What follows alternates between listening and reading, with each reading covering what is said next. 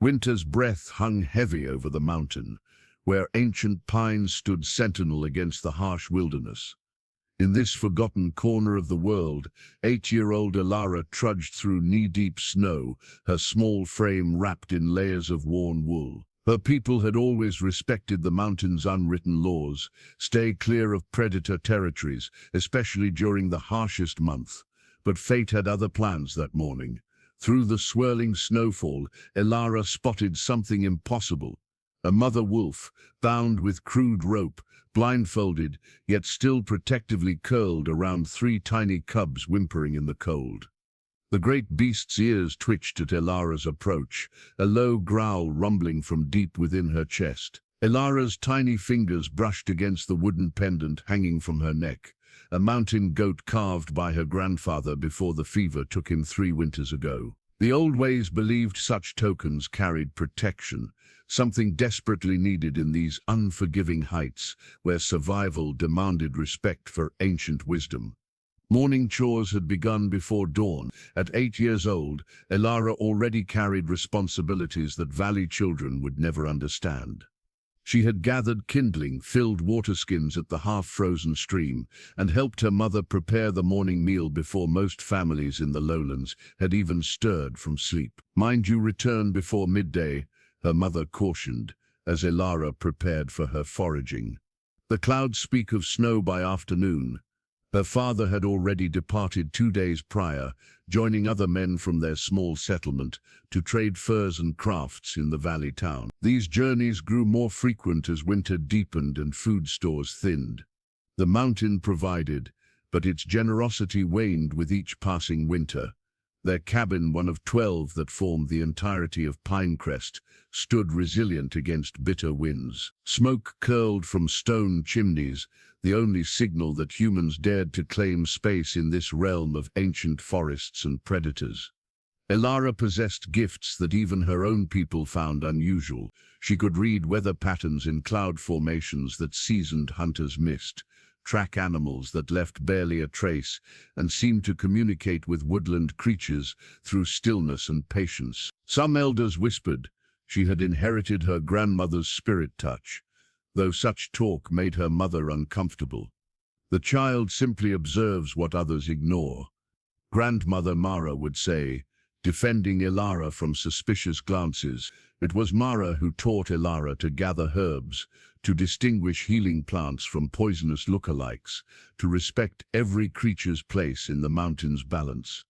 Slipping into the forest that morning, Elara followed game trails invisible to untrained eyes. Winter foraging required knowledge passed through generations: which bark could be brewed for fever, which dormant roots might supplement dwindling supplies. She carried her small harvest bag and a knife too large her hands but necessary for survival. Grandmother's teachings echoed with each careful step. The mountain provides for those who listen. Take only what you need. Give thanks for what is given.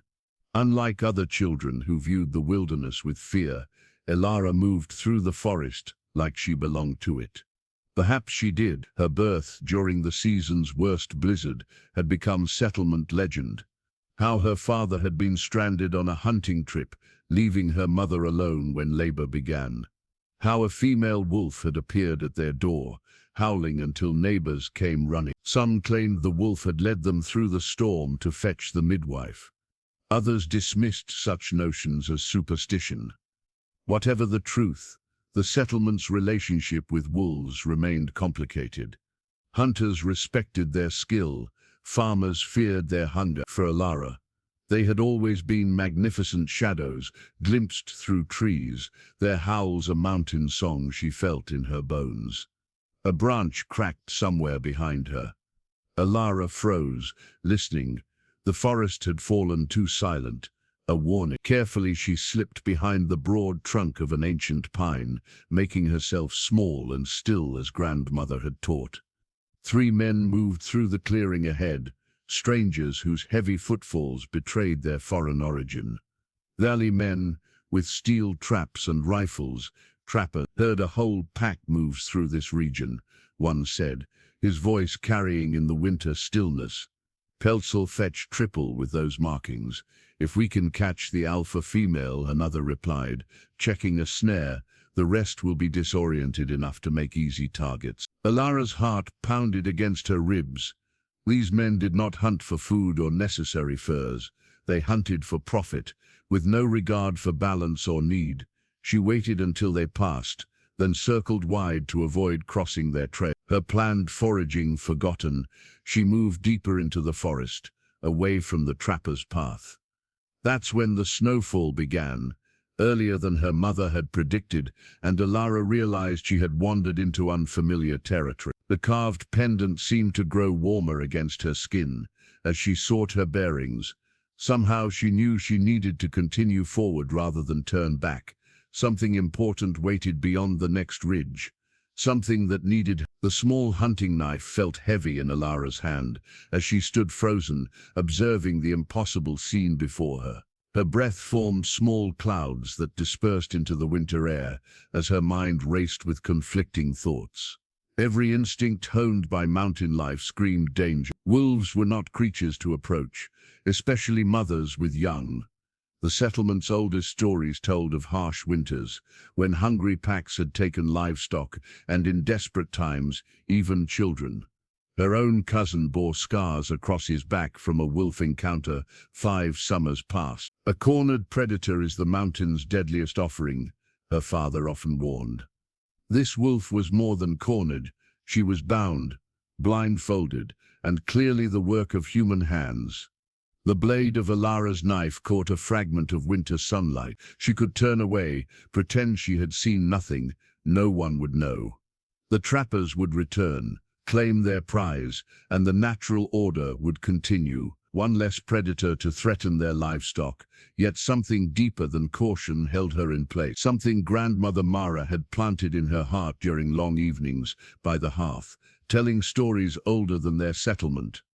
Before we claimed these heights, Grandmother had whispered, the mountain people and wolves shared an understanding. They were not pets, nor simply predators, but neighbors with whom we maintained respectful boundaries.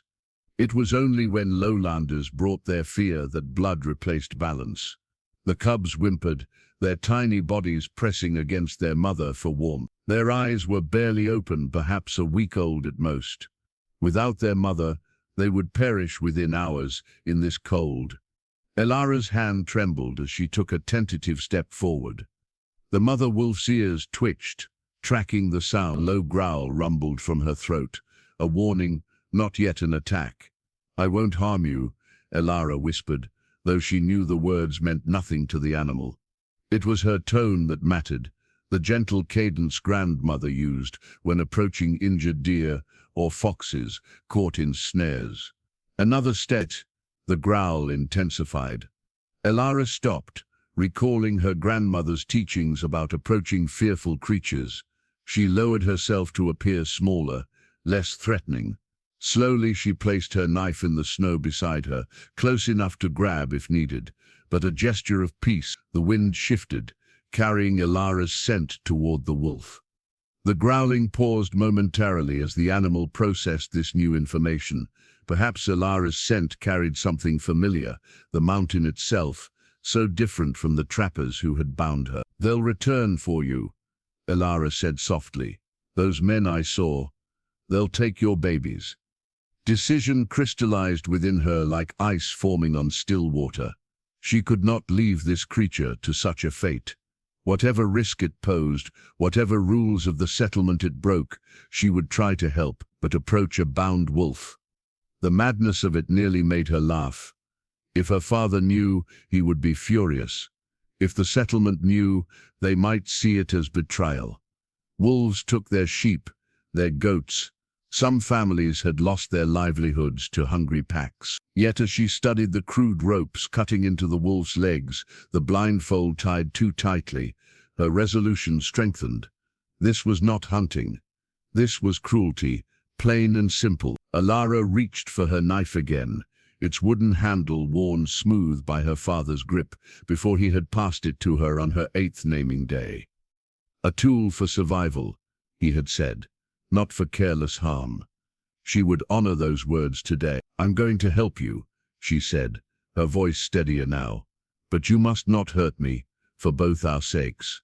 The wolf's head turned toward her voice, ears alert. The growl had subsided to a cautious rumble. With deliberate slowness, Elara placed the knife back in its sheath at her waist. Not yet. First, she needed trust, however fragile. She would return tomorrow with food, establish that she meant no harm. Only then would she attempt to free the creature. As she backed away, making plans for her return, one of the cubs let out a small, pitiful cry that seemed to echo across the snow-covered clearing. The sound followed Elara all the way home, through dreams that night, and into the grey dawn that would bring her greatest test of courage.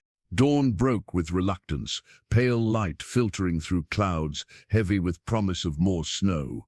Elara had barely slept, her dreams haunted by golden eyes and mournful howls. She rose before her mother, gathered scraps of dried venison from their winter stores, and slipped from the cabin, while the settlement still slumbered. The trek seemed shorter, with purpose guiding her steps. Fresh powder covered yesterday's tracks, but Elara's instincts led her true. As she crested the final ridge, her heart quickened.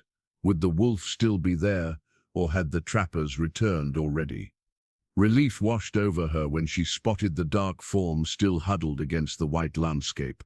Cubs nestled against her for warmth. They had survived the night. Elara approached with caution, making enough noise that her presence wouldn't startle the wolf. The animal's head jerked toward the sound, ears rigid, a warning growl rumbling from deep in her chest. "It's just me," Elara said softly, though she knew the words meant nothing. It was her scent that might be recognized, her gentle tone that might convey she wasn't a threat. 20 paces away, she stopped. The blindfold, a dirty strip of burlap, still covered the wolf's eyes, but her nose worked furiously, sampling the air. The growling continued, but something had changed in its tenor. It was defensive rather than aggressive. Elara removed a small piece of venison from her pocket and tossed it so it landed just within reach of the wolf's muzzle. The animal stiffened at the sound of something hitting the snow, nostrils flaring at the scent of meat. Minutes passed as the wolf debated internal fears against the promise of nourishment. Finally, hunger, with obvious difficulty due to her bound legs, she stretched her neck and gingerly took the offering. She ate quickly, desperately, then resumed her alert posture, ears swiveling for any sound of threat. Elara took a single step closer and tossed another piece. This time the wolf accepted it more readily. The cubs stirred at the movement, their tiny squeaks piercing the morning stillness. 15 paces now separated them. Elara knew approaching a predator's young was even more dangerous than approaching the predator itself, but the blindfold gave her a slim advantage. If she could just remove it, perhaps the wolf would have a chance to escape before the trappers returned. She took another cautious step, then another. The wolf tracked every sound, growling when Elara moved too quickly, falling silent when she paused. 10 paces. "I won't hurt your babies," Elara whispered. "I promise." The wolf's ears twitched at her voice. 8 paces. Elara knelt in the snow, making herself smaller. She tossed her last piece of venison, which landed directly in front of the wolf. As the animal bent to take it, Elara inched forward on her knees. 5 paces. The growling intensified. Elara froze, her breath caught in her throat. The wolf's lips had pulled back, revealing teeth designed by nature for tearing flesh. One wrong move and those teeth would find Elara's arm or throat. "Easy," she murmured, remaining perfectly still until the growling subsided. 4 paces. 3. It's enough now to see the crude knots in the rope binding the wolf's legs, the matted fur where blood had dried around the restraints. Close enough to see how the burlap blindfold had been tied too tightly, digging into the wolf's head. The animal was trembling now, whether from fear or cold or rage. Elara couldn't tell. The cubs pressed closer to their mother, sensing her distress. 2 paces. Elara slowly reached into her pocket and withdrew a small strip of dried rabbit she had saved. Rather than tossing it, she held it in her outstretched hand, moving with glacial slowness toward the wolf. 1 pace. The growl became continuous, vibrating the very air between them. Elara didn't retreat. She remained still as stone, arm extended, offering held steady despite her racing heart. An eternity compressed into moments as predator and child shared the same breath of winter air. Then, with terrible gentleness, the wolf stretched forward and took the meat from Elara's fingers, teeth grazing skin, without breaking it. Contact. Elara released the breath she'd been holding. She remained motionless, hands still extended, now empty. After a moment's hesitation, she allowed her fingertips to brush ever so lightly against the wolf's muzzle. The growling stopped. In its place, a silence deeper than the mountain itself. Elara returned to Pinecrest with her foraging basket conspicuously empty, mind preoccupied with the wolf's plight. As she approached the cluster of cabins, the usual afternoon activities were underway. Wood being split, hides stretched for tanning, preserves checked in root cellars, normal life continuing while something extraordinary waited in the forest. Empty-handed today, old Willem called from his porch, where he mended traps. His eyes, sharp despite his years, assessed her with curiosity. The snow covered everything worth gathering, she replied, the half-truth sitting uncomfortably in her mouth. Willem nodded, returning to his work. The metal teeth of his traps gleamed in the winter light. Elara had always found his occupation distasteful, but now those iron jaws seemed especially sinister.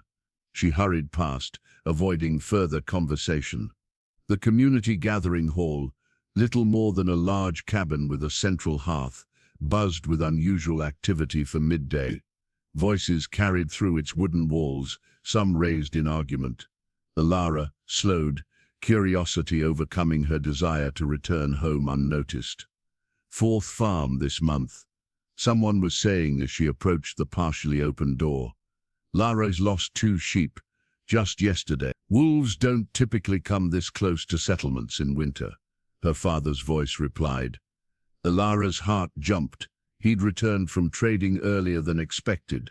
Something's driving them to desperation, or someone's driving them, another voice countered. Elara recognized Marcus Fletcher, whose sheep farm occupied the settlement's eastern edge. Valley Town's been offering bounties, 20 silver pieces for an alpha. They're pushing the packs upslope, straight into our territory.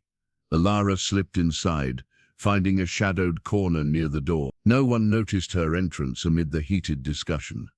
24 adults formed a loose circle around the central fire pit, her father among them. Maps and pelts were spread across the broad table normally used for communal meals. This was found on the latest kill. The settlement leader, Harold, held up a piece of wood, a small carving bearing a distinctive mark burned into its surface.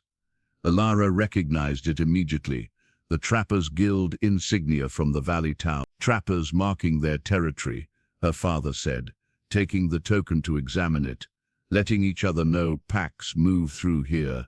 More than marking, Marcus spat.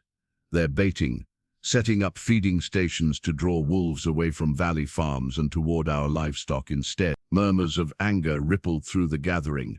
Elara pressed deeper into her corner, suddenly understanding what she'd witnessed in the forest. The bound wolf wasn't merely a trapper's future prize. She was part of something larger, something deliberate. Even trappers aren't foolish enough to blindfold and tie up a wolf only to abandon it, Harold said, confirming Elara's suspicions that news of the bound wolf hadn't reached the settlement. They're after pelts, not sport, unless they're using the mother as bait. Orin, the settlement's best hunter, spoke from near the fire. Capture the alpha female, bind her so she can't escape, but her cubs remain nearby. The male and rest of the pack will come searching, walking right into their trap lines. Sickness roiled in Elara's stomach. The cruelty of the strategy was breathtaking, using family bonds to destroy an entire pack. We've had an understanding with the northern pack for 3 generations, her father said, voice tight with controlled anger. They keep to the high ridges. We maintain a respectful distance. This interference threatens everything. Understanding, Marcus scoffed. They're beasts, Aldrich, not neighbors to negotiate with. Perhaps that thinking is why valley folk suffer more predation than we do, Elara's father replied evenly. Respect earns respect, even from wolves. The settlement remained divided. Those whose families had inhabited the mountains for generations often shared Aldrich's view of coexistence. Newer arrivals like Marcus brought lowland fears and enmity toward predators. As the debate continued, Elara slipped back outside, her path suddenly clear. The bound wolf wasn't just a creature in distress. She was part of the northern pack, the very same wolves her family had respected for generations. The same wolves whose howls had guided neighbors to help during Elara's birth. She hurried home, mind racing with plans. She needed supplies, better food for the wolf, something to cut those ropes, and she needed to be careful not just of the wolf's teeth or the trapper's return, but of her own people's divided loyalties. 3 days passed, each dawn finding Elara stealing away to the clearing with precious offerings. Her mother noticed the dwindling of their dried meat stores, but attributed it to her husband's return and increased appetites during the cold snap. Elara's conscience burned with each small deception, but the need to help the wolf outweighed her discomfort. By the 4th morning, a routine had formed. Elara would approach talking softly, the wolf's ears would swivel toward her voice, and the growling would subside more quickly each time. The cubs had begun to recognize her scent, their tiny noses twitching with interest rather than fear when she drew near. Today, Elara carried her most valuable offering yet, a rabbit she had caught herself in a snare line she maintained well away from the settlement. The fresh meat would provide more nourishment than the dried scraps she had been bringing. "Good morning," she called softly as she entered the clearing. The wolf's head lifted immediately, nose working to capture her scent. No growl came this time, only a watchful alertness. Progress. Elara settled into her now familiar spot near the wolf, close enough to touch, but maintaining the respectful distance that had been working so well. She unwrapped the rabbit from the cloth she had carried it in. "I brought something better today," she said, beginning the ritual of cutting small pieces from the rabbit and offering them by hand. The wolf accepted each morsel with increasing gentleness, her teeth never grazing Elara's fingers now. After feeding, Elara always spent time simply sitting nearby, talking in a low voice about nothing in particular, settlement gossip, weather patterns, childhood memories. The content didn't matter. It was the gentle cadence that seemed to soothe the wolf. Today, however, Elara had greater ambitions than feeding and companionship. The blindfold had to come off. 3 days had given her time to earn trust, but also shown her how the cruel fabric was beginning to cause sores where it rubbed against the wolf's eye. Infection would follow if it remained much longer. "I'm going to try something different," Elara murmured, slowly reaching into her pocket for a small jar of bear grease mixed with healing herbs that grandmother had taught her to prepare. "This might feel strange, but it will help." She dabbed a tiny amount on her fingers, and with movements slow as winter sunrise, reached toward the wolf's head. The animal stiffened, a warning rumble building in her chest. "Easy," Elara whispered. "Easy." She paused, hand hovering inches from the wolf's face, waiting for the growl to subside.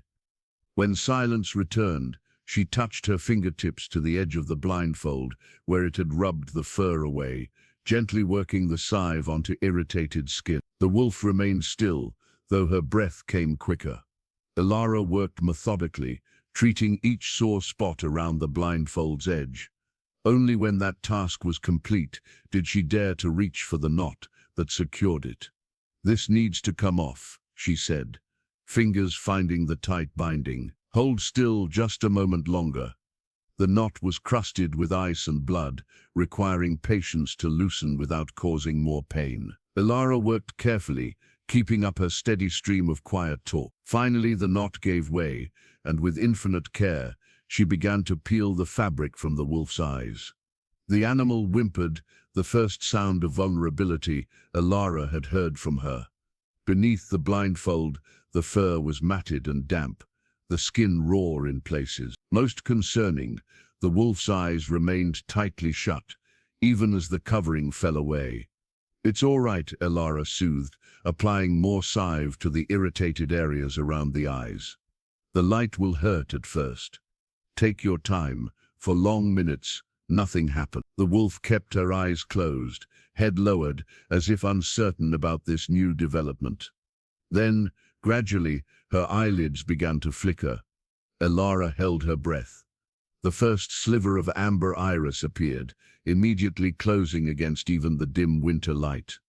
Another attempt, longer this time. Then finally, the wolf's eyes opened fully, fixing directly on Elara's face. Time suspended between heartbeats, as human and wolf truly saw each other for the first time. The amber eyes held no mindless savagery as settlement stories claimed, but a keen intelligence that assessed the small human before her with cautious wonder. Recognition, acknowledgement, the first fragile thread of trust, visible now in returned gaze. The morning arrived cloaked in fog that hung between the pines like ghostly sentinels. Elara had barely slept, her decision weighing heavily as she gathered supplies in the pre-dawn darkness. Today would be different. Today, the ropes would come off. She had secreted away her father's sharpest skinning knife, wrapped in leather, to protect both the blade and herself during the journey. The transgression of taking it without permission was minor compared to what she planned, but still added to her burden of necessary wrongs. "Just borrowing," she whispered to the empty cabin as she slipped out into the hushed world. The trek seemed both longer and shorter than previous days, her mind racing ahead while her feet moved with deliberate caution on the ice-slick trail. What would happen when the wolf was freed? Would she flee, taking her cubs and disappearing into the wilderness? Would she turn on Elara, seeing her as connected to those who had bound her in the first place? The worst possibility, would the wolf be too weak to hunt after days of captivity, dooming her and her cubs to a slower death? Elara pushed these thoughts away as she entered the now familiar clearing. The wolf's head lifted immediately, amber eyes finding her without hesitation. 5 days of visits had established enough trust that the warning growls had been replaced with watchful silence. "Good morning," Elara said softly, approaching with the rabbit she had snared the previous evening. The wolf's nose twitched, scenting the fresh meat. Her cubs, noticeably more active now, scrambled over each other, trying to reach Elara first. They had begun to associate her with food and safety, a development both heartwarming and worrying. Wild things should fear humans, not welcome them. Elara settled into her usual spot and began the feeding ritual that had become their shared language. Small pieces offered by hand, accepted with careful teeth. Today, however, she placed larger portions directly before the cubs, ensuring they were well fed and distracted for what would come next. "I'm going to help you," she said, meeting the wolf's steady gaze. "But you must stay calm." Slowly, she unwrapped the skinning knife, its edge catching the weak winter sunlight. The wolf's eyes fixed on the blade, body tensing visibly. "It's all right," Elara soothed. "This isn't for hurting." She extended her empty hand first, letting the wolf scent her as always, establishing the familiar before introducing the frightening. When the animal relaxed slightly, Elara began to examine the ropes binding her legs. The bindings had been tied with cruel efficiency, tight enough to prevent escape, but loose enough to avoid cutting off blood flow completely. The trappers had wanted their bait alive but helpless. After nearly a week of captivity, the ropes had rubbed the fur away, leaving raw circles of exposed skin. Elara started with the hind legs, reasoning they posed less immediate threat than the powerful forepaws with their tearing claws. She positioned the knife carefully against the first rope, blade facing outward to minimize the risk of cutting the wolf. "Hold still," she whispered, beginning to saw through the weathered hemp. The wolf remained motionless, though her breathing quickened. Elara worked with steady hands, each stroke of the knife bringing freedom closer. The first rope gave way with a soft snap. The wolf's leg twitched, but remained in place, as if she understood the process underway. Emboldened, Elara moved to the second hind leg, then the more dangerous task of the forelegs.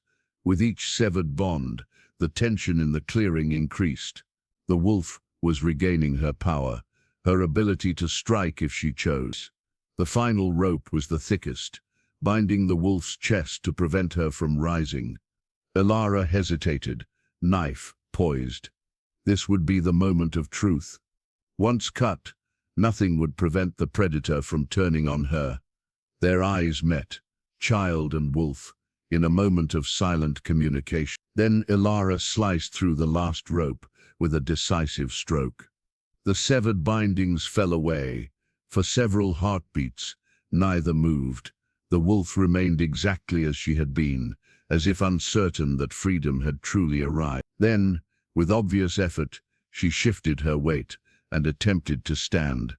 Her first try failed, legs buckling after days of disuse.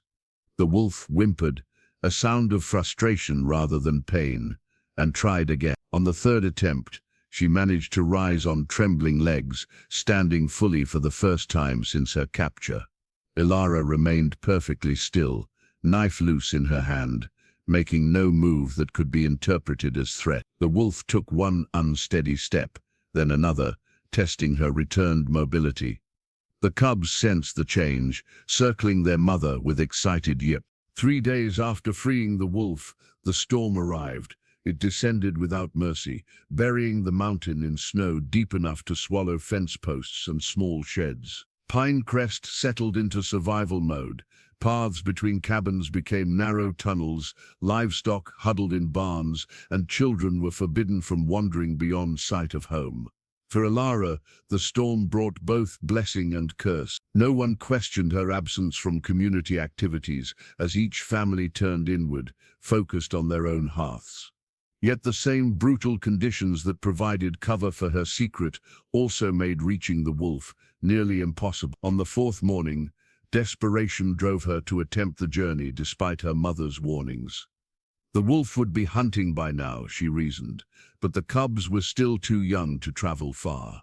If the mother couldn't find enough food in the storm-ravaged landscape, they might not survive. Elara waited until her mother became absorbed in mending by the fire, then slipped out through the storage cellar, emerging into a world transformed by white.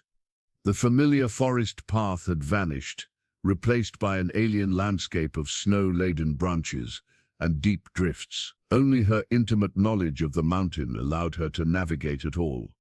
The trek that normally took less than an hour stretched to 3 as Elara battled through chest-high snow in some places. By the time she neared the clearing, her legs trembled with exhaustion and her fingers had lost feeling despite thick mittens.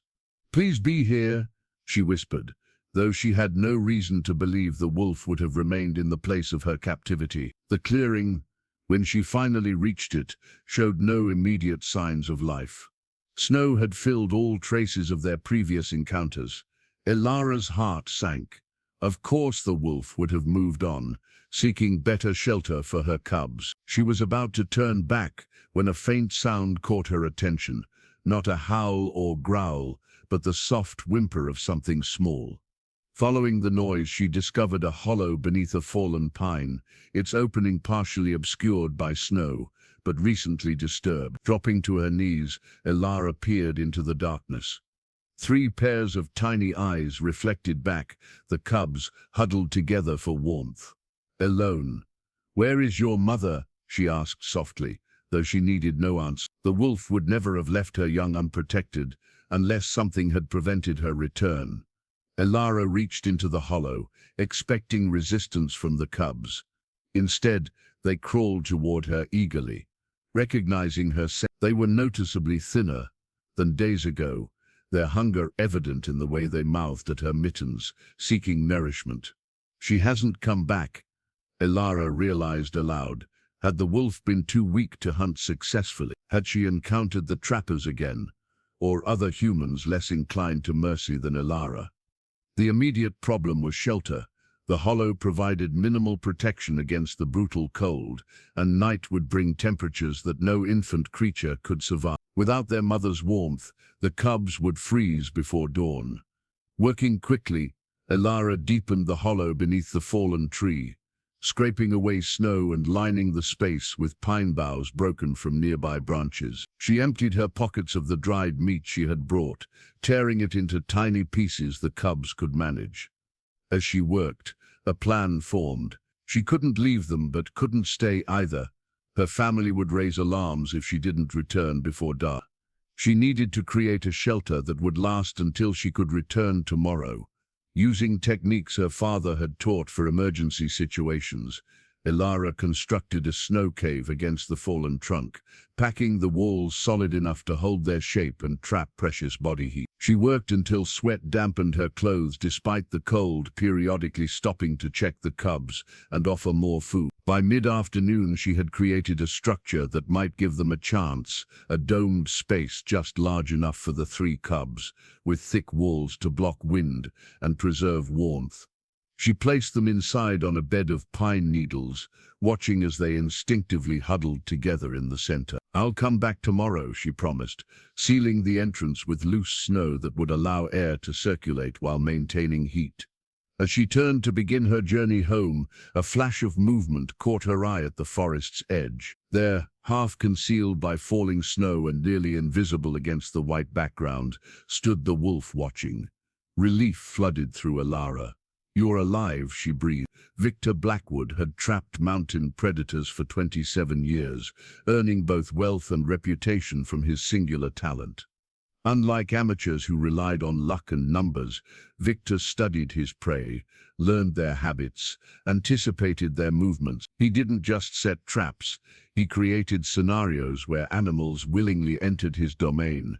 The northern wolf pack had eluded him for 3 seasons, their cunning matched only by their valuable silver-tinged pelts. When he finally captured the alpha female, he had implemented his most sophisticated strategy, a temporary binding that would leave her alive but immobilized, cubs nearby ensuring she wouldn't struggle too fiercely against her bonds and injure herself, diminishing the pelt's value. What he hadn't anticipated was the storm that trapped him in the Valley Valaton for over a week, or the discovery upon his return that someone had interfered with his carefully laid plan. "Tracks too small for a man," he muttered, kneeling in the clearing where disturbed snow revealed signs of recent activity.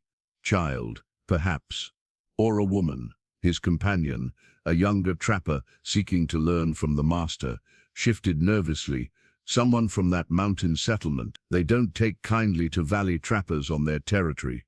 Victor's fingers traced the remains of cut ropes, examining the clean edges that spoke of a sharp blade. Someone with a decent knife and more courage than sense. The wolf would have been weakened, but still dangerous. Rising, he surveyed the surrounding forest with teary eyes.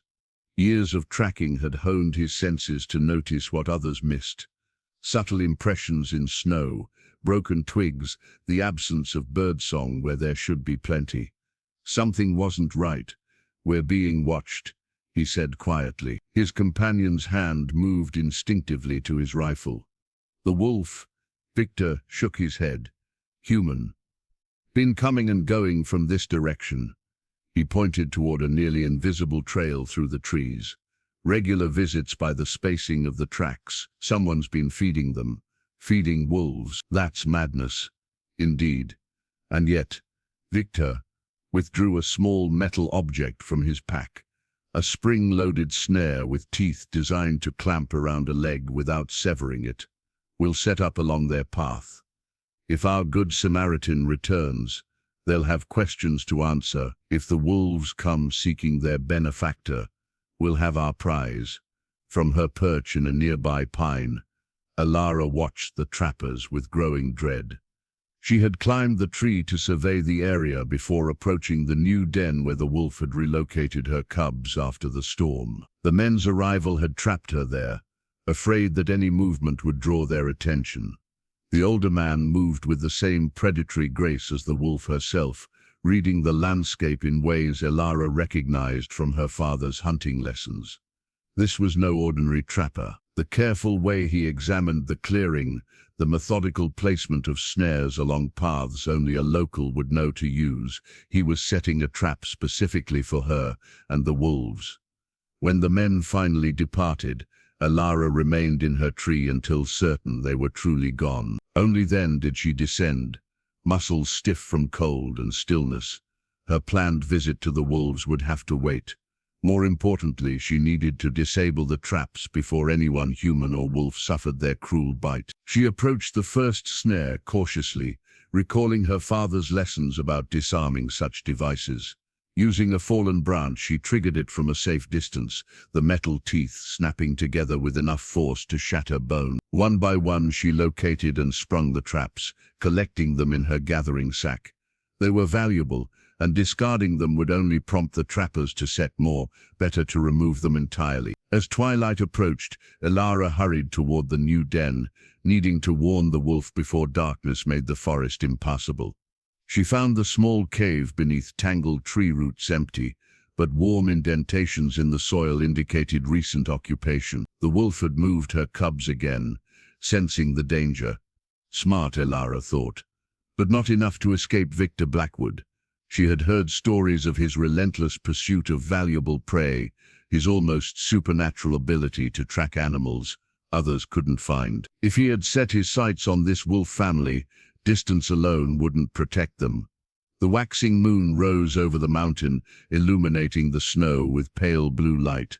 Somewhere in these woods, a mother wolf moved her cubs toward safer ground, unaware of the skilled hunter plotting her capture. Elsewhere, a child formed desperate plans to protect creatures that most humans feared. Between them all, the hunter's moon climbed higher, promising to reveal secrets better kept in darkness. Grandmother Mara's cabin stood slightly apart from the others, in Pinecrest, closer to the forest than convention deemed wise. Smoke curled from its stone chimney in thin blue spirals, carrying the distinct aroma of herbs that marked her as the settlement's healer. Elara approached with uncharacteristic hesitation. 2 days had passed since her discovery of the trappers, and her worries had only multiplied.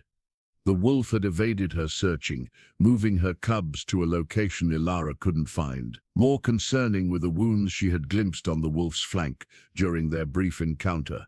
Angry red gashes that spoke of a confrontation with something bearing claws or teeth. She needed knowledge beyond her own, but seeking it carried risks. "Don't hover in doorways, child," Grandmother called before Elara could knock. "The draft disturbs the drying herbs." Elara entered, momentarily disoriented by the transition from bright snow-reflected light to the cabin's fragrant dimness. Bundles of plants hung from ceiling beams, their essential oils released by the gentle heat rising from the hearth. Grandmother sat in her customary chair, gnarled fingers sorting seeds into small cloth pouches. "You've been scarce these past weeks," the old woman observed without looking up. "Your mother worries." "Winter chores keep me busy," Elara replied, the half-truth now so familiar it required no thought. Grandmother finally raised her eyes, their pale blue sharpness belying her advanced years. She studied Elara with the same attention she gave to identifying minute differences between medicinal plants. "Chores don't put shadows under young eyes or secrets behind them," she said mildly. "But I won't pry, you'll speak when ready."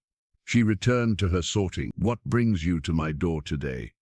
Elara retrieved a small wooden medicine pouch from beneath her layers of clothing. It had been her grandmother's gift on her 7th birthday, filled with basic remedies for minor ailments: pine resin for cuts, willow bark for pain, yarrow for bleeding. "I need something stronger than what I carry," he said carefully. "For infected wounds on large animals." Grandmother's fingers stilled momentarily before resuming their methodical work. "Large animals," she repeated. "Such as livestock. Your family keeps no stock larger than goats." "Not livestock," Elara admitted. "A wild creature." The single syllable contained volumes. And what manner of wild creature has earned such concern from Aldrich's daughter? The moment had arrived. revelation or continued deception. Elara weighed her grandmother's character against the need for absolute secrecy. Of all the adults in Pinecrest, Mara held the oldest understanding of mountain ways, the deepest respect for balance between human and wild. "A wolf," Elara said finally, "with cubs." Grandmother set aside her seeds and regarded Elara fully. No shock registered on her weathered face, only thoughtful consideration. "The bound female from the northern pack," she stated rather than asked. "The one the valley trapper left as bait." Elara's surprise must have shown clearly, for the old woman chuckled softly. "Child, did you think these old bones keep me cabin-bound? I still walk these forests. I still listen to what they tell me." She rose from her chair with deliberate movement. "I found her 2 days before you did, but lacked the strength to free her myself. I've been waiting for someone braver or more foolish to take action." Relief washed over Elara, quickly replaced by renewed concern. "She's injured beyond the rope wound. Something attacked her. Another predator, perhaps. I can't find her new den, but she needs help."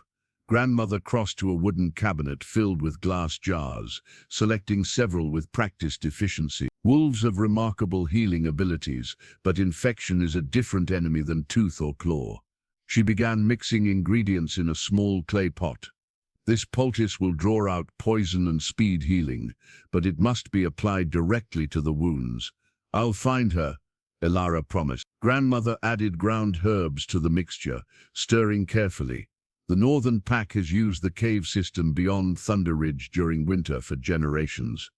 If she's seeking safety, that's where she'll go." She sealed the finished medicine in a watertight birch bark container and handed it to Elara, along with a small leather pouch. "Dried rabbit blood," she explained, "to draw her to you rather than you tracking her to ground. A cornered mother is twice dangerous." Elara accepted both with reverence. "You're not going to tell the others? There are older pacts between mountain folk and walls than most remember." Grandmother replied, "What happens in the deep forest need not concern the settlement." She placed gnarled hands on Elara's shoulders, her touch still strong despite her years. "But child, be watchful. The trapper who bound her is known to me by reputation. Victor Blackwood doesn't surrender prey easily, especially prey that has escaped him once." Thunder Ridge earned its name from the way storms gathered around its jagged peak, sending echoing booms across the valley below. Even on clear days like this one, the imposing formation commanded respect, its upper reaches accessible only to those intimately familiar with mountain paths, or to creatures born to navigate such terrain. Elara approached the ridge cautiously, following her grandmother's directions while watching for signs of both wolf and trapper. The cave system Mara had mentioned was notorious among settlement children, a place of dares and whispered legends, visited only by the bravest or most foolish. Elara had never ventured this far alone. The leather pouch of dried blood bounced against her hip as she climbed, its scent detectable even to her human nose. For a wolf with superior senses, it would be unmistakable. Whether that would draw the animal to her or make her cautious remained to be seen. 3 hours of steady hiking brought Elara to the first cave entrance, a dark gash in the ridge's stony face partially concealed by wind-stunted pines. Fresh snow around the opening remained unmarked. No wolf had passed this way recently. She continued along the ridge, checking each potential den site with growing concern. The winter day would not last forever, and navigating these heights in darkness would be perilous. At the 7th cave, Elara finally found what she sought, distinctive paw prints leading both in and out of the shadowed entrance.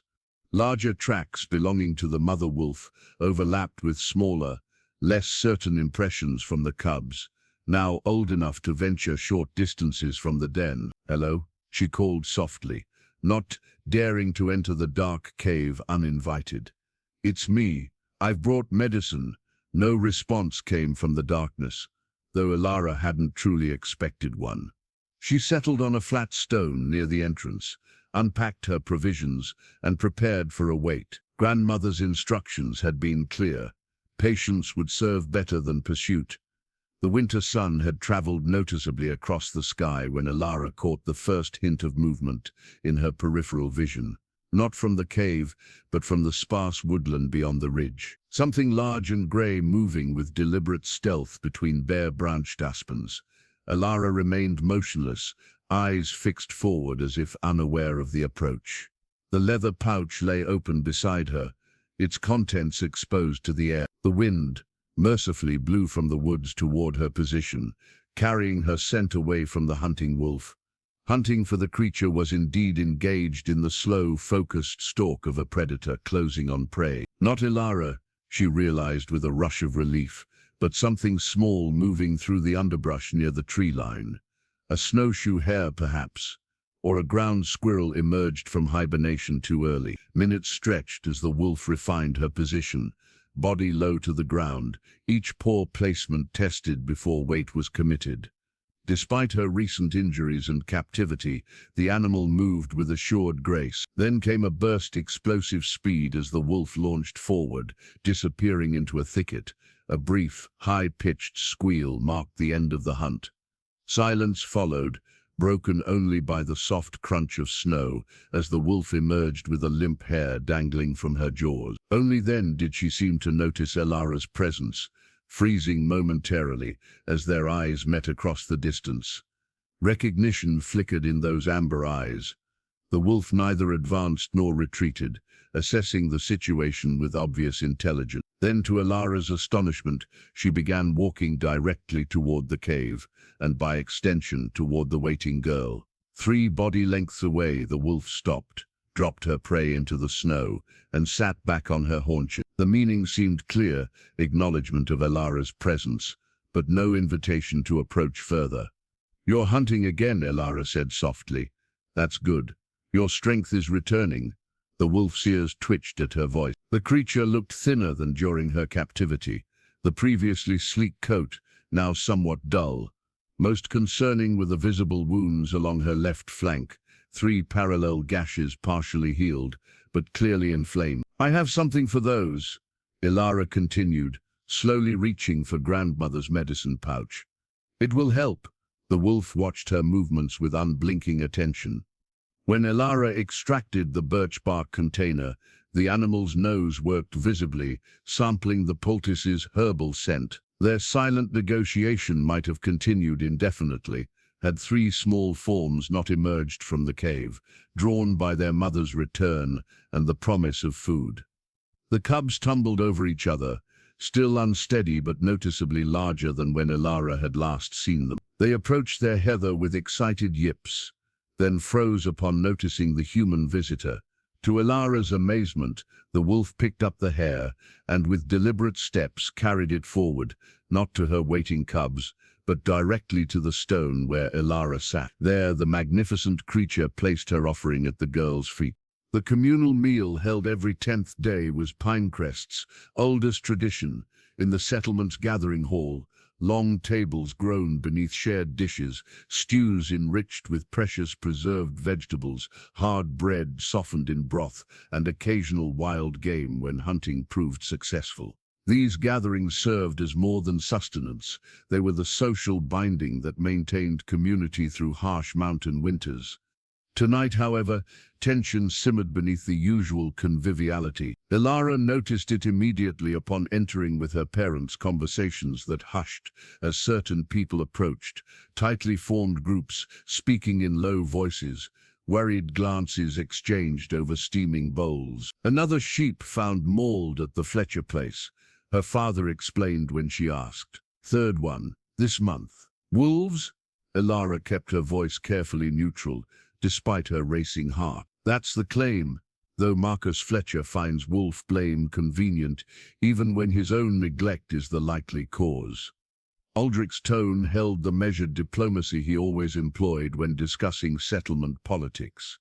"Harold has called council after the meal, all adults to attend. The village council stick, a staff of polished pine bearing the marks of 7 generations of settlement leaders, stood propped against Harold's chair at the head table, signaling official business would indeed follow the meal. Such formality was unusual, occurring perhaps twice yearly for matters affecting the entire settlement.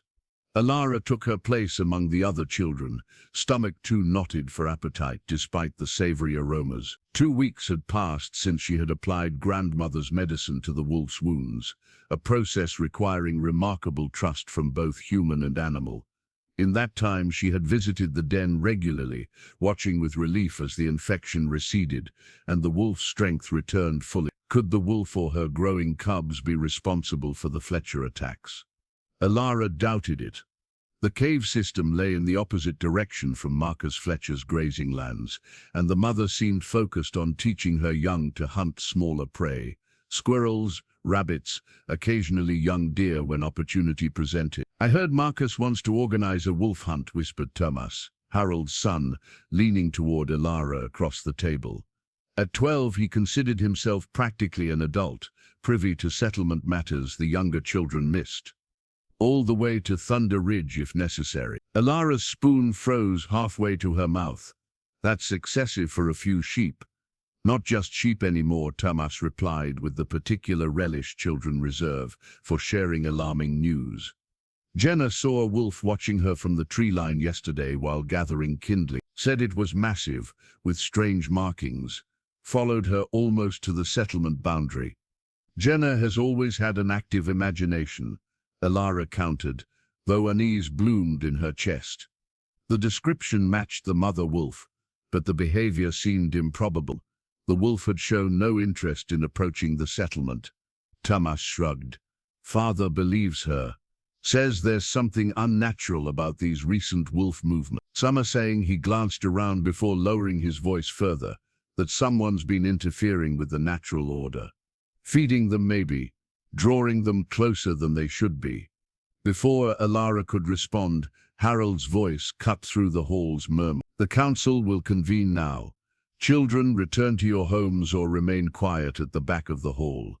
Adults moved to form the traditional circle around the central hearth, the council stick passing from Harold to each speaker in turn. Elara chose to remain, positioning herself in shadows, near the back dowel where she could observe without drawing attention.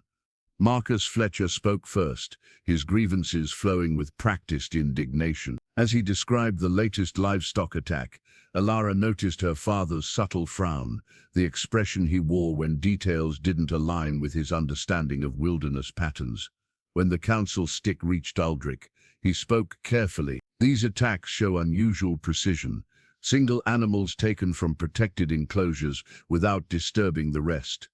Not typical wolf behavior, which tends toward opportunistic predation of strays or mass panic in a flock." "Are you suggesting I'm lying about my losses?" Marcus demanded, council protocol momentarily forgotten. "I'm suggesting there may be more to understand before we condemn an entire species for the actions we haven't fully investigated." Aldrich replied evenly. "The northern pack has kept its distance for generations. Something has changed that balance, and we should know what before taking action." "The balance changed when someone started treating wolves like pets instead of predators," came a voice from near the door, not a settlement resident but a valley man. Victor Blackwood stepped into the firelight, his tall frame casting a long shadow across the gathering. "Your northern pack has developed unusual behaviors. I've tracked them long enough to recognize the signs of human interference." His cold gaze swept the room, lingering momentarily where Elara stood half-concealed in shadow. "Someone in this settlement has been feeding wolves, approaching them, possibly even protecting them from legitimate trappers, and that someone has put every person here at risk." Sleep evaded Elara that night, her thoughts circling like ravens around a single terrifying certainty. Blackwood suspected her. The trapper's gaze had found her too precisely in the shadowed hall, his accusation shaped too specifically around her actions. The council meeting had ended with an agreement to investigate the attacks further, but the seed of suspicion had been planted. Dawn found her helping her father prepare for a hunting trip, a task that normally brought comfort in its familiar rhythm. Today, however, each movement felt weighted with unspoken questions. Aldrich worked methodically, checking snares and his bow with practiced hands that bore the calluses of a lifetime in these mountains. "You've been venturing beyond Thunder Ridge," he said finally, the statement hanging between them like frost. Elara's hands stilled on the arrow she was bundling, not a question, but an observation stated with quiet certainty. "How did you know?" Aldrich smiled faintly. "These are the boots you wear." He indicated her winter footwear resting near the door. "And those are the tracks I've been finding near the ridge cave systems for weeks now. Small prints, your size exactly, following wolf sign with remarkable persistence." Heat rose in Elara's cheeks. Of course her father would recognize her tracks. He was the settlement's best hunter precisely because he noticed what others missed. She had been careless, assuming adults paid little attention to children's comings and goings. "Are you angry?" she asked, voice small against the enormity of her secret. Aldrich set aside his bow and regarded his daughter with eyes that held neither anger nor disappointment, but something more complex, concern interwoven with reluctant pride. "I've known something occupied your attention since midwinter," he said. "At first I assumed childish exploration, perhaps a hidden place you treasured, but the patterns changed. Regular visits to the same location, carrying food from our stores," he sighed. "Then I found cut trappers' snares hidden beneath fallen logs along your path." Elara swallowed hard. "The valley trapper, Blackwood," he bound her, "left her blindfolded with her cubs, unable to hunt or protect them. It was cruel, father. So you freed a predator capable of killing you with a single bite. It wasn't a question, but neither was it an accusation. And then you continued visiting, bringing food, treating wounds if what grandmother says is accurate. You spoke with grandmother. After Blackwood's performance at council, I needed to understand what was happening." Mara filled some gaps. He studied her face. "But I need to hear it from you, Elara." All of it. The story poured from her then. The initial discovery, her decision to help, the gradual building of trust, and finally, the wolf's surprising behaviors that suggested something beyond animal instinct. Throughout her telling, Aldrich listened without interruption, his weathered face revealing nothing of his thoughts. When she finished, silence stretched between them, punctuated only by the soft pop of the hearth fire. Finally, Aldrich rose and retrieved something from his storage chest, a small wooden box, carved with symbols Elara didn't recognize. From it he withdrew a tiny object that gleamed dully in the firelight, a wolf's tooth fashioned into a pendant, similar to the one she always wore. "My father gave this to me when I was scarcely older than you," he said, turning it between his fingers. "It came with a story I've never shared, not even with your mother. A story about a young hunter separated from his party during the worst blizzard in memory, certain to freeze before reaching shelter. He met Elara's wide-eyed gaze. A silver-gray wolf found me half buried in snow. Instead of an easy meal, it dug me free and led me to a cave where its pack sheltered. They tolerated my presence through 3 days of storm, kept me from freezing with their body heat, even shared kills." Elara stared at the tooth pendant, understanding dawning. "The northern pack," Aldrich nodded. "Their markings are unmistakable. When the storm passed, they led me to a ridge where I could see the settlement smoke. The alpha female, I remember her eyes, so intelligent, they seemed almost human. She walked beside me until I reached safe ground." His voice softened with memory. "Before we parted, she dropped something at my feet, this tooth, shed naturally from one of the pack members. My father said it was a token of respect, proof of an old pact between mountain people and wolves that most have forgotten." He closed Elara's fingers around the tooth. "You were born during blizzard conditions. Did you know? The midwife couldn't reach us. Your mother was alone until neighbors arrived, claiming they heard a wolf howling at our door, summoning help." Elara's breath caught.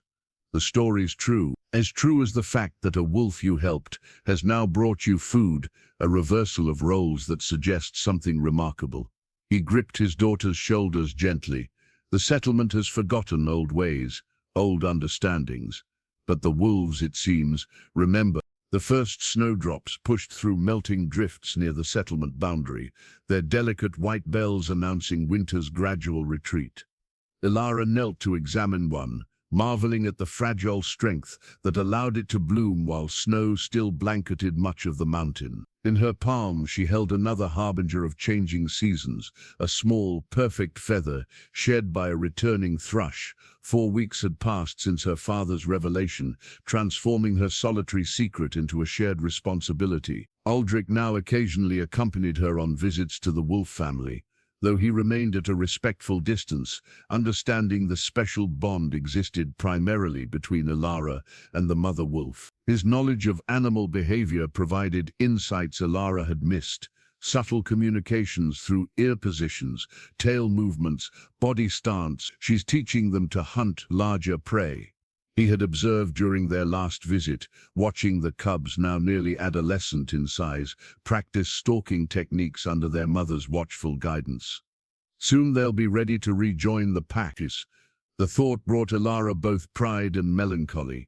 The wolf's recovery was complete, her once infected wounds now merely pale scars beneath silver-grey fur. The cubs had transformed from helpless newborns to coordinated young predators, their playfulness increasingly focused into skills necessary for survival.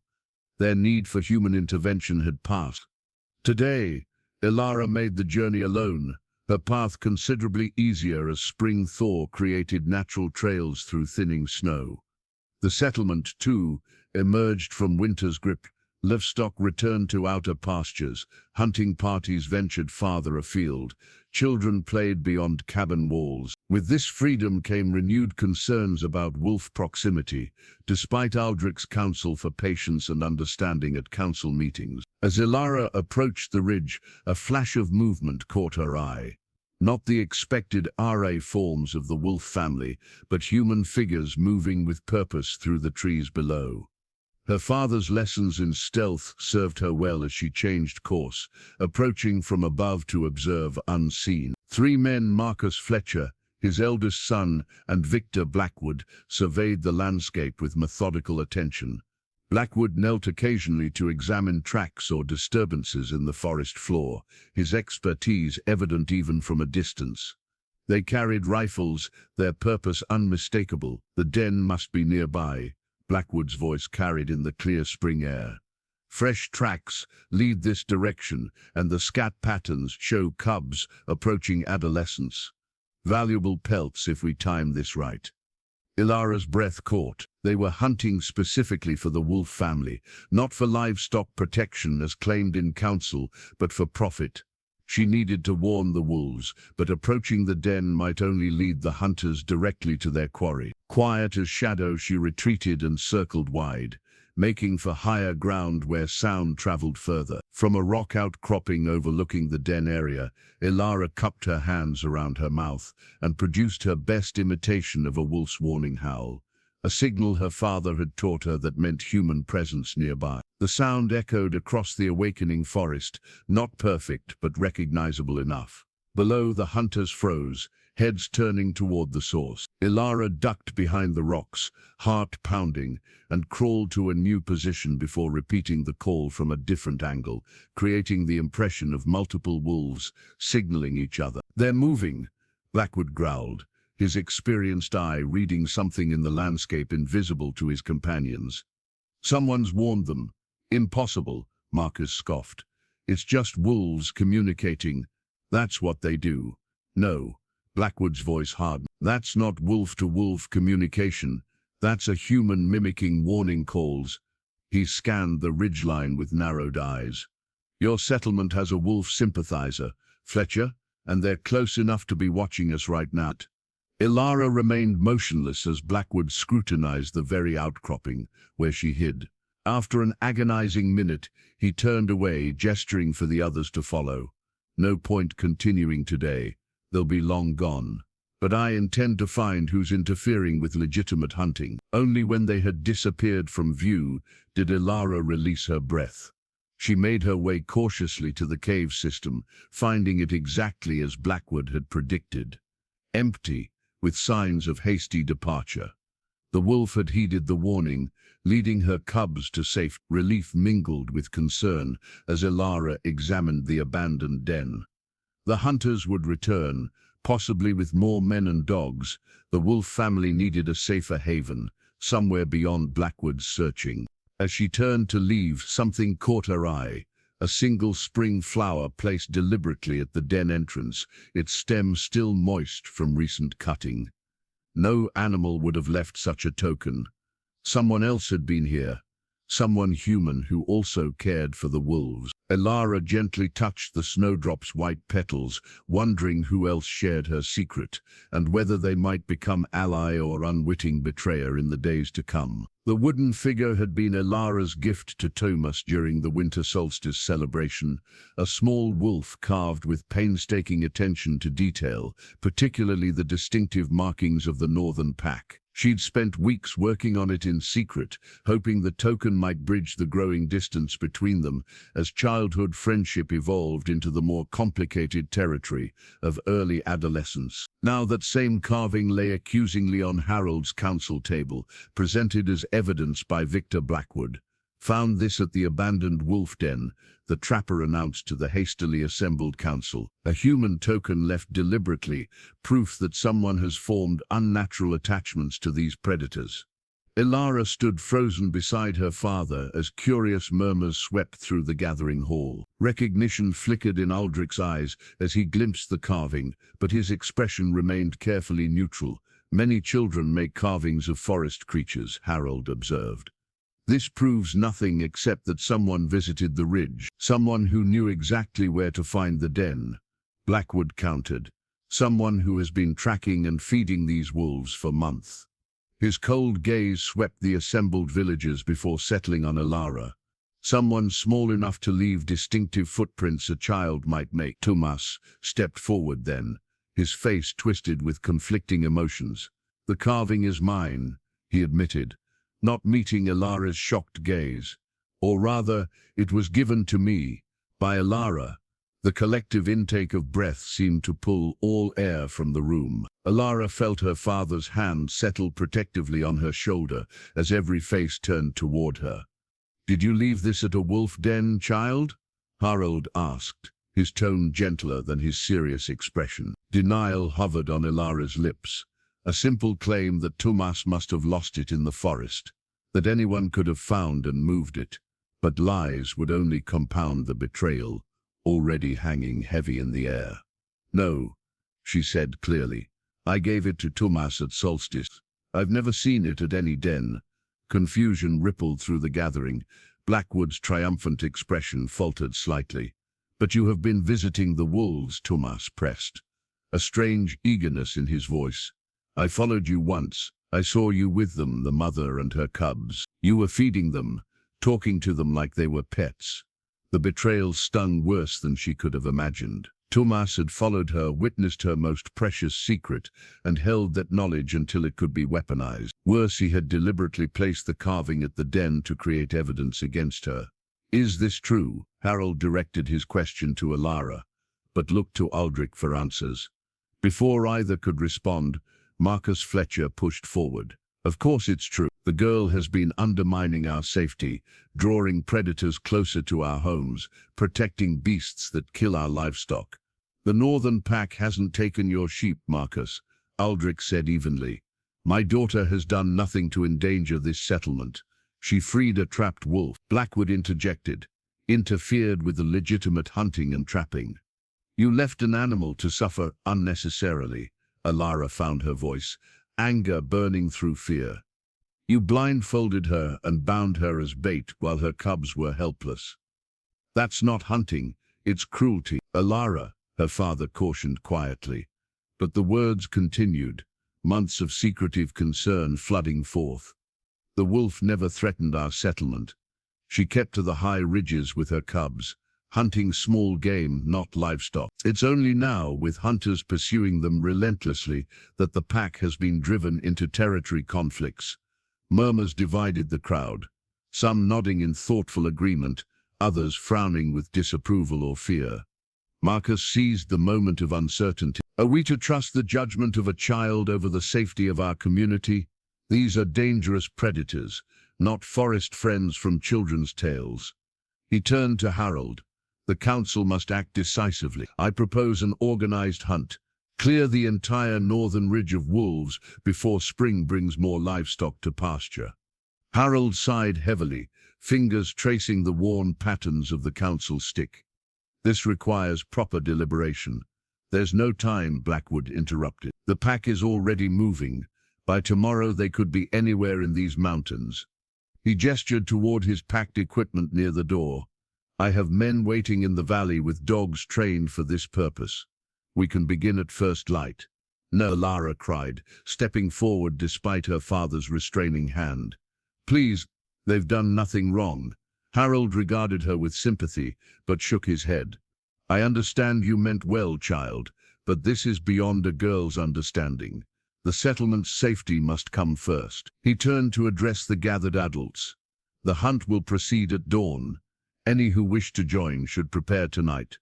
As the meeting disbanded, Elara caught Tomas watching her, guilt and defiance warring on his face.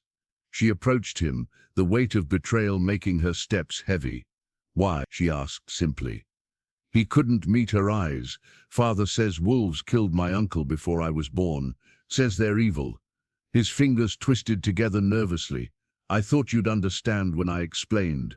I didn't know they'd organize a hunt. You placed my carving at the den, she said. You wanted me to be caught. I just wanted you to stop, he whispered, before something terrible happened. Something terrible is happening, Elara replied, and you've helped make it possible. Pre-dawn grey shrouded the mountain as hunters gathered at the settlement's edge. Dogs strained against leashes, eager for the chase, while men checked weapons and supplies with grim efficiency. Victor Blackwood stood at their center, dispensing instructions with the confidence of someone who had conducted such hunts many times before.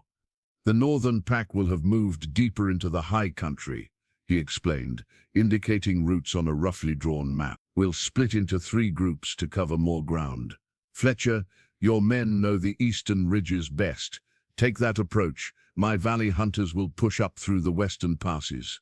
Harold, your group follows the central trail. Watching from shadows near the storage buildings, Elara felt sick with dread and helpless anger. Her mother had forbidden her from leaving their cabin, but locked doors meant little to a child raised in these mountains. Now she observed the hunting party desperately seeking some way to prevent what was coming. You can't stop them all, came a weathered voice behind her. Elara turned to find grandmother Mara, leaning on her walking stick, face lined with concern in the dim light. I have to try, Elara whispered. They'll kill the entire pack if they find them. Perhaps. Mara nodded toward the hunting party. But notice, not all the settlement supports this action. Only 12 men stand ready. Not the 25 who could have come. Elara looked more carefully, realizing grandmother was right. Several families were conspicuously unrepresented, including some of the oldest settlement lines.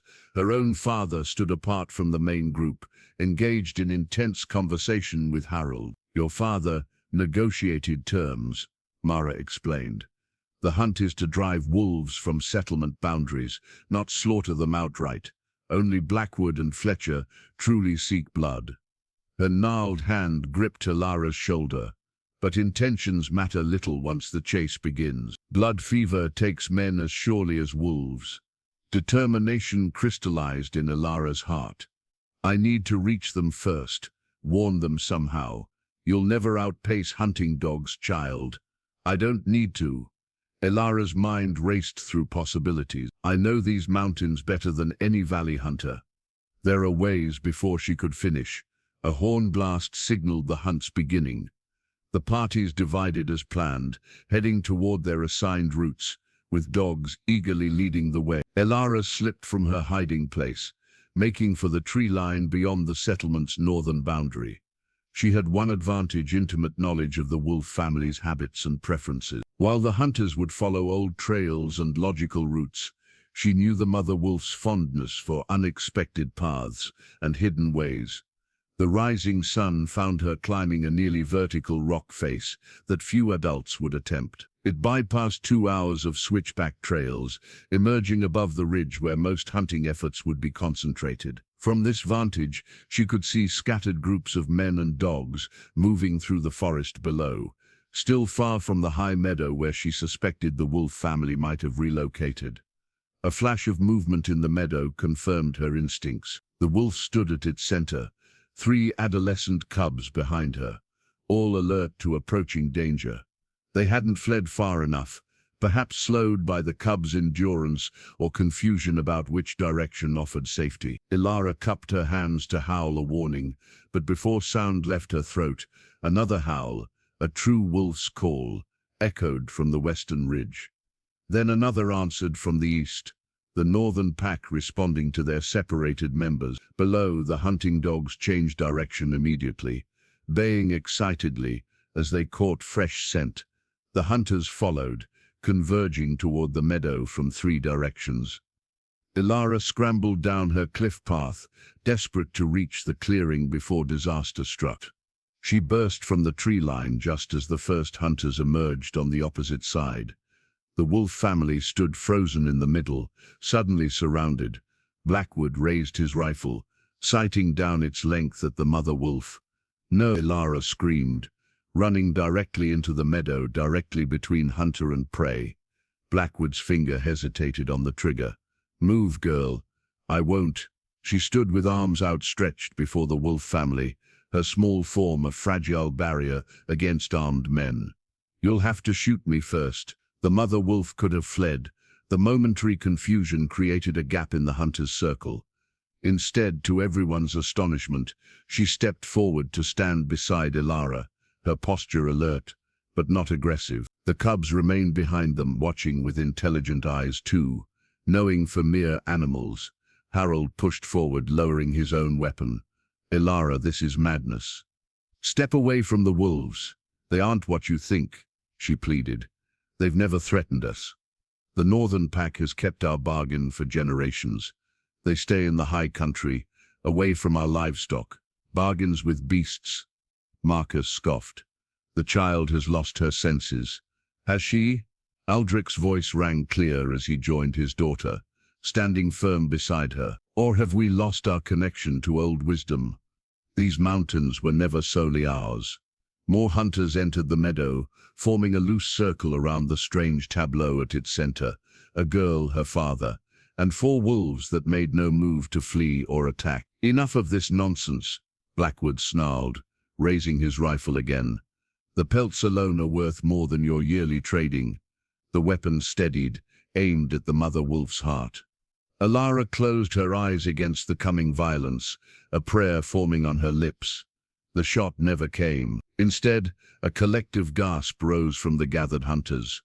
The mother wolf stepped past Elara with deliberate grace, her amber gaze fixed not on Blackwood's aimed rifle but on Harold, the settlement leader. With slow, measured steps that betrayed no fear, she approached the man who held her fate in his hands. Hunters shifted nervously, weapons half raised. The wolf ignored them all, her focus unwavering. "Don't move," Blackwood hissed. "Perfect shot. Wait," Harold commanded, raising his hand. Something in the wolf's approach gave him pause, the direct eye contact, the calm purpose that seemed almost human in its intention. 3 paces from Harold, the wolf stopped. For a breathless moment, nothing happened. Then, with careful precision, she lowered herself to the ground in a gesture unmistakable to anyone who understood animal behavior: submission, acknowledgement, respect. Murmurs rippled through the hunting party. This was not the action of a mindless predator or a cornered beast. "What in heaven's name?" someone whispered. The wolf rose, turned, and trotted back toward her cubs. There she nudged the largest, a male with distinctive silver markings, forward. The adolescent wolf hesitated, then followed his mother's example, approaching the humans with obvious caution, but matching her deliberate pace. "They're surrendering to us," said in disbelief, having slipped into the meadow behind his father. "They understand what's happening." Blackwood snorted. "Nonsense. It's a hunting strategy. distraction while the pack circles behind. Even as he spoke, movement in the tree line proved him partially correct. More wolves emerged, not attacking, but revealing themselves one by one, until 14 members of the northern pack stood visible around the meadow's perimeter. They made no threatening moves, simply watching the confrontation unfold. If they meant to attack, Aldrich observed quietly, we would already be fighting for our lives. They have us surrounded and outnumbered. The mother wolf returned to Elara's side, pressing against her leg in a gesture so domestic, so trusting. Several hunters lowered their weapons in sheer surprise. The young male wolf, meanwhile, had stopped before Harold again, this time pawing at the ground with clear intent. He wants to show you something, Elara said, finding her voice. Please, just watch. Harold, against all conventional wisdom, nodded. Show me then. The young wolf turned, looking back once to ensure he was being followed, then loped toward the eastern edge of the meadow. After a moment's hesitation, Harold gestured for several men to accompany him as he followed the animal. This is madness, Marcus protested, but curiosity overcame caution as the group moved across the clearing. The young wolf led them to a narrow game trail, following it for several hundred yards before stopping at a disturbed area of forest floor. Recent digging had exposed something partially buried, something that gleamed dully in the morning light. Blackwood pushed forward, frowning at the discovery. Traps, he said, kneeling to examine the metal devices. But not mine. Cheap valley-made snares and poorly set at that. These markings, Harold said, indicating crude symbols scratched into the metal. The same as those tokens found near Fletcher's killed livestock. The young wolf pawed at the earth again, uncovering sheep wool snagged in one of the traps, wool with distinctive dye markings used only by Fletcher's farm. Understanding dawned across the gathered faces. Marcus Fletcher stepped back, sudden sweat beading on his forehead. Despite the cool morning air, someone has been setting traps using Fletcher's sheep as bait, Aldrich concluded, then blaming the kills on wolves. Impossible to prove, Marcus blustered, though his voice lacked conviction. The wolf wasn't finished. He led them further along the trail until they reached a crude campsite, recently abandoned, but littered with evidence. Scraps of sheep meat, more traps, a knife bearing the distinctive maker's mark of a rival valley settlement. Valley traders, Harold realized, trying to turn us against the wolves, drive them from these mountains into their hunting grounds. He turned to Blackwood with newfound suspicion, perhaps working with certain trappers who might profit from the confusion. Blackwood's face hardened. I trap honestly. I don't need such tricks. Yet you were quick to blame the northern pack, Aldrich noted, despite evidence that didn't match their hunting patterns. Back in the meadow, more astonishing behavior unfolded. The mother wolf had guided her remaining cubs to sit calmly among the hunters, allowing cautious hands to touch their thick fur. The pack members in the tree line had relaxed their vigilant posture, some even lying down as if to demonstrate their peaceful intentions. Elara knelt beside the mother wolf, arm draped across her silver-gray shoulders, in a tableau that defied conventional understanding of wild predators. The animal leaned into her touch with obvious affection. It's not possible, Thomas whispered, watching the scene. Wolves don't behave this way with humans, unless... Grandmother Mara's voice came from behind them, the old woman having made her slow way to the meadow during the confrontation. There is something extraordinary at work, something beyond our limited understanding of the natural world. She approached Elara and the wolf without hesitation. The old stories tell of wolves who were more than wolves, guardians of the mountain who formed packs with the first settlers. Most dismissed these as children's tales. Her weathered hand rested briefly on the wolf's head. Perhaps we were too quick to forget what our ancestors knew.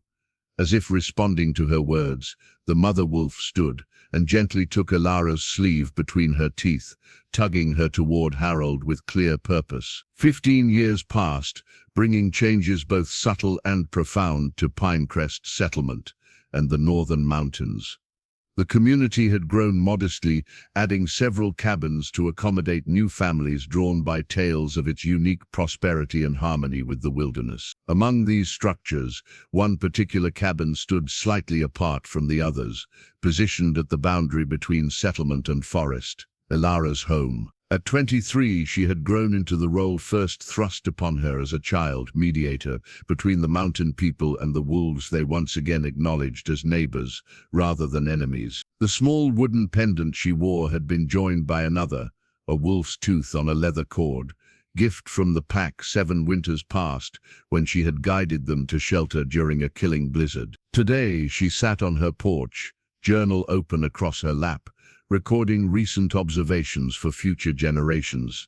The Settlement Council had officially recognized her detailed accounts as valuable knowledge, preserving insights that previous generations had allowed to fade into mere legend. The Northern Pack has expanded their territory to include the Western Ridge, she wrote, but continues to respect the boundaries we established.